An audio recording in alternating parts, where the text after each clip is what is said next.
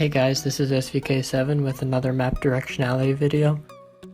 This time we are going to be on Port Bay, and this is going to be an extended edition because I have 4 clips saved up from my past games here that I found, so I decided that each one of them showed a little bit something different, and they're all pretty useful I think for you guys.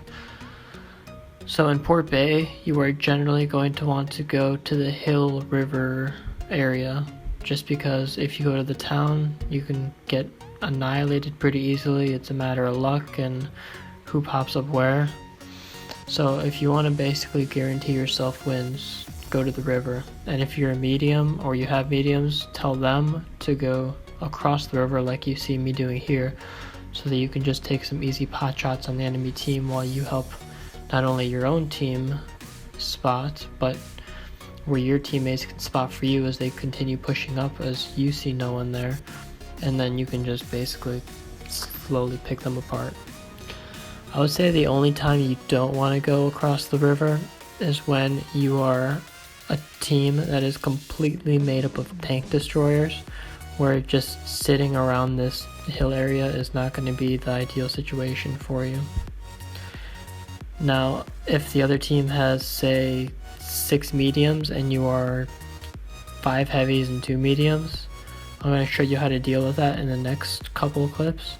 But for right now, just know that if you are a team of TDs, you just don't want to be messing around in the hill because you're going to get annihilated by their mediums just popping shots at you. It's going to be really hard for you guys to adjust and do well on this side. So in this game, the enemies didn't really push up at all. I think the Indian probably came into the game late or was probably complaining, knowing the typical World of Tanks player, and just didn't move all game long because he was arguing with his teammates on what direction to go. Or he probably went down and finally decided he didn't want to split up, so he came here. Either way, it didn't really work out for him. So over here we cleaned up pretty well, and it's just a matter of picking them apart. There's no way that Tiger one's gonna penetrate me easily, so I'm feeling pretty confident that I can majorly out DPM him, even if he does get a few lucky shots into me here and there. And I get a little bit bored at this point because I was playing for so long, so I decided to brawl 2 tanks at once, so that's always fun. Okay, heavies. When you see this, I just laugh my ass off. If you are trying to traverse your turrets to catch up with the medium circling you, please do not just traverse your turret. That's the slowest possible way that you're gonna get a chance to take a hit off him. You're going to want to traverse both your tracks and your turret at the same time, so that there's a cumulative effect on your traverse speed, because both your hull and your tracks are turning. If you're just turning your turret, you're doing something wrong. Don't be that guy. So that's all for this first section. When you are a medium, go across the river, take some pot shots, and let your heavies do the rest for you. Work together. So that was a solid 4K game. I'll take it. A lot of good players playing the T54, so it's not going to get you anywhere near a mastery. You need around 5.5k damage for a mastery in that, but no worries, I already got that, as well as like an average of 2.8k damage in my T54 after 230-ish battles. Alright. So in this one, my platoon mate is going to be in a medium, and I'm going to be the one in a heavy.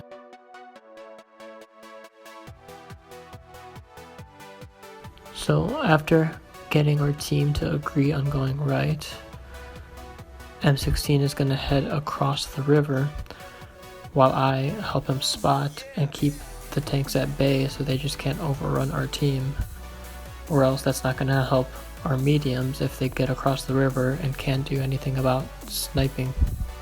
If they just get there and the tank's already pushing on us, they're not going to be of too much help.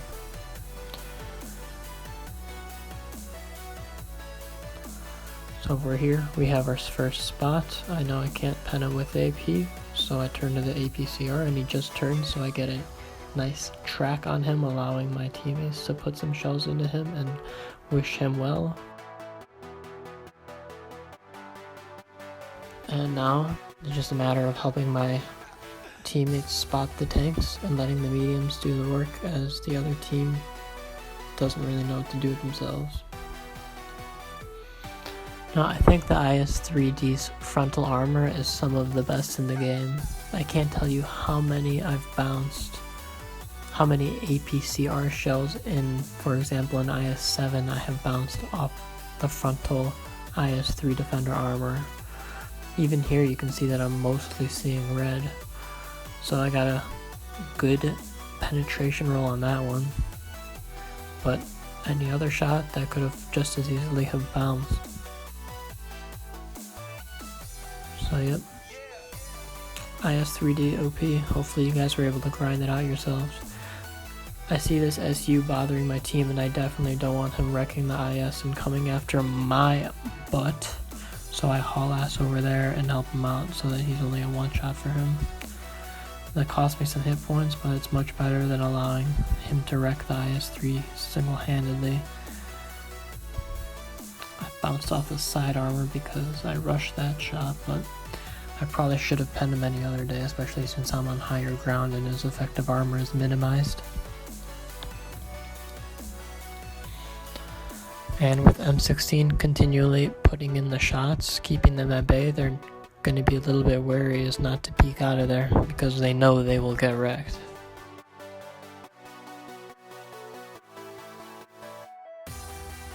From here it's just peek-a-boom. Try not to be too scrubby like me right there. And nothing to worry about. This IS-3 is desperately trying to bounce shots. And you can tell he's doing it pretty good. He knows what he's doing. But unfortunately, he's not going to get very far in a 3-on-2, 3-on-1, because that IS-3 hasn't been much help to him. We'll have a look at the post-game stats to see if he even did any damage to that IS-3 that was behind him. So, our team cleans him up, and that was another very easy win. We sent our mediums over across the river, the heavies held them up, and we were able to dominate them. If they went down, we would have adjusted accordingly, but we would have still, for the most part, stayed in the hills and been fine. Alright, so how does one play a heavy? That's going to come up in the next section. I have 2 games in the IS-7. One game where we have a bunch of mediums, and another in which we have straight up heavies, no mediums at all. So I'm going to show you how to deal with both of those situations next. So here we got a T-44, and well, that's about it, isn't it?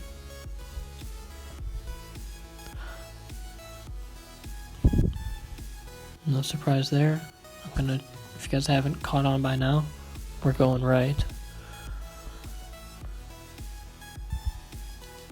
And I know this is definitely going to be a tough game already, because if the other team, if half of those mediums know what they're doing, they're going to give us a really hard time just sitting across the river and camping. So it's imperative that we get all of our guys there as fast as possible and set ourselves up for success.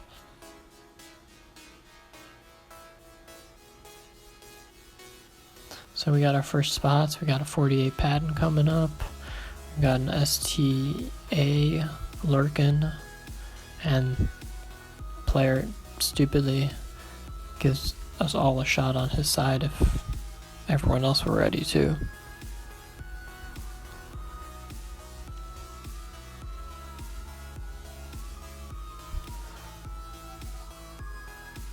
So their Type 61, their M48, and their other medium have set up shop across the river, which is going to make it extremely hard for us to do much, especially in advancing towards the enemy team to get shots off.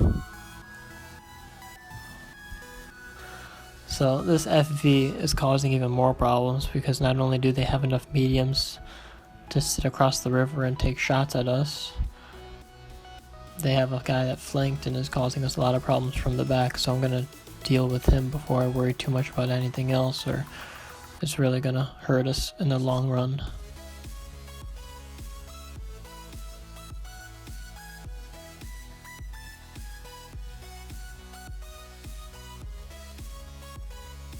So again guys, if you guys are sitting pretty above the enemy, their effective armor goes down and you have a lot better chance of penetrating them. If you're shooting up at an enemy, the angle increases, as does their effective armor. So always try to keep the high ground on maps. Over here I hit the dirt, but I also had a lucky shot on the Indian if you didn't see earlier on, so I guess RNG is gonna RNG, fair is fair. Whatever. I'm not worried because we ended up winning this. Although I'm sure I was swearing and whatever like a sailor at the time.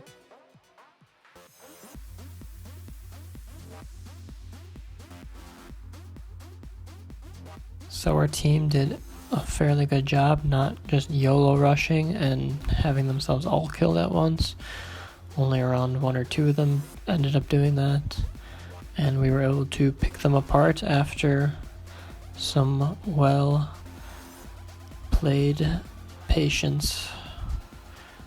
Over here I bounced off the butt of an E100, which was slightly disappointing, but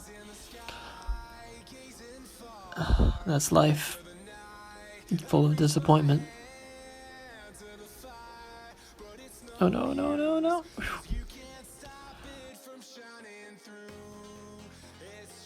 And that's all she wrote.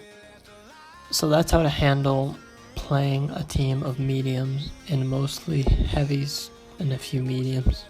1 medium in this case. You don't want your mediums to get in there fast because they'll get wrecked by the other mediums. You'll be faced with a 7-on-5, and those chances are ones that I'm not usually willing to take. So here in the final game, I am tuned with Okaviator, and knowing that I was the fastest heavy out of all of the ones that we had, I took the chance of getting across the river myself in my IS-7 because I knew if we didn't hold up the opposite side of the river, we wouldn't have had much a chance. Now I probably could have gone across the river in the last game, but I really didn't want to be sniped by the E100 or the 75 and everything else that was lurking there. Over here I saw they had 5 mediums and assumed that at least 4 of them would be over there, so I knew it would be fine if I went over there myself. So one last time, if you guys have not gotten it by now, if you're not going to cross the river in a medium, or if you're not going right, let alone on this map, you're not playing it right. Unless, of course, you have 7 tank destroyers, in which case I feel sorry for your matchmaking RNG. For all of you who are watching videos and don't know what RNG means, all it means is random number generator. When you shoot an AP shell, RNG, a random number generator, calculates your penetration value and your damage value anywhere from plus or minus 25% of your median value. That's why sometimes you can penetrate the front of an E100 with, I don't know, APCR, and other times you can't. It's just based on that random number generator that's constantly running on wargaming servers. That's why sometimes, like here, you can penetrate the front of an T62A, but other times it just bounces right off. It's even worse for the 140. So yeah, coming across the river ended up being a very good call. Those mediums largely ignored me because they were worried about all the tanks that were on the other side of the river that were also shooting at them. And from here, a 7-on-2.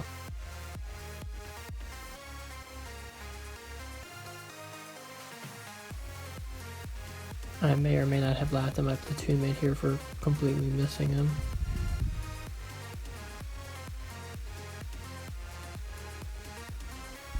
But it didn't matter, he ended up getting him at the last. Good job object bouncing off him. Good work. So yeah, that's how you want to play Port Bay. I do not have many tank destroyer videos for any maps just because I am not a fan of tank destroyers. I will try to get some of those out for you guys when I have the patience to play them. But hopefully you guys learned something today about how to play Port Bay. And I will be making 2 more videos very soon. One on Fort Despair and the other on Middleburg. So thanks for watching, and I hope you guys enjoyed.